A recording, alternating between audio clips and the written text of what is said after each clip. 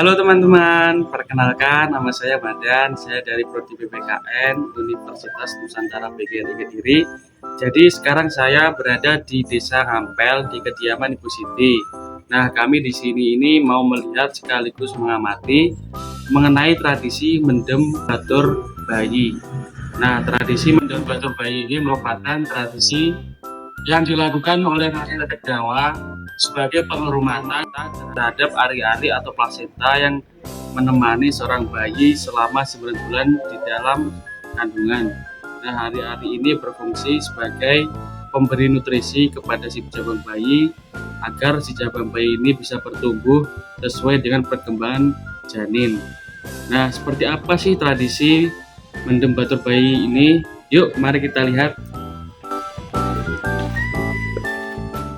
Tradisi ini sering dilakukan oleh masyarakat Jawa. Masyarakat Jawa mempercayai ari-ari sebagai dulure bayi atau saudaranya bayi.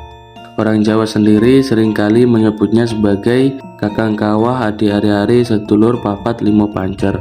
Kakang kawah merupakan air tembuni atau yang sering kita dengar sebagai air ketuban. Air ketuban inilah yang pecah dan keluar terlebih dahulu dari rahim ibu. Dengan pecahnya air ketuban tersebut dapat melancarkan proses kelahiran. Setelah air ketuban itu pecah, tidak lama kemudian keluarlah si bayi. Dan yang terakhir keluar itu adalah ari-ari. Yang dimaksud dengan sedulur papat limo pancer ialah yang pertama adalah lendir, yang kedua air ketuban, yang ketiga darah, yang keempat bayi, dan yang terakhir adalah ari-ari. Maka dari itu kenapa air ketuban disebut sebagai kakang kawah yang berarti kakaknya si jabang bayi karena keluar terlebih dahulu. Dan kenapa ari-ari disebut sebagai adik ari-ari yang berarti adiknya si jabang bayi karena keluarnya terakhir.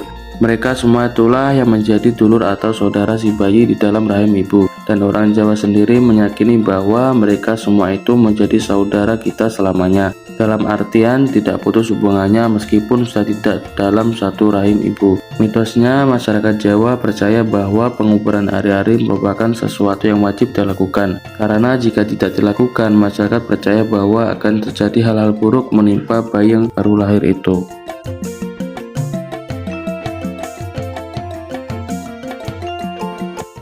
Dalam pelaksanaan tradisi ini, ada beberapa persyaratan yang harus dipenuhi, yaitu yang pertama kain kafan.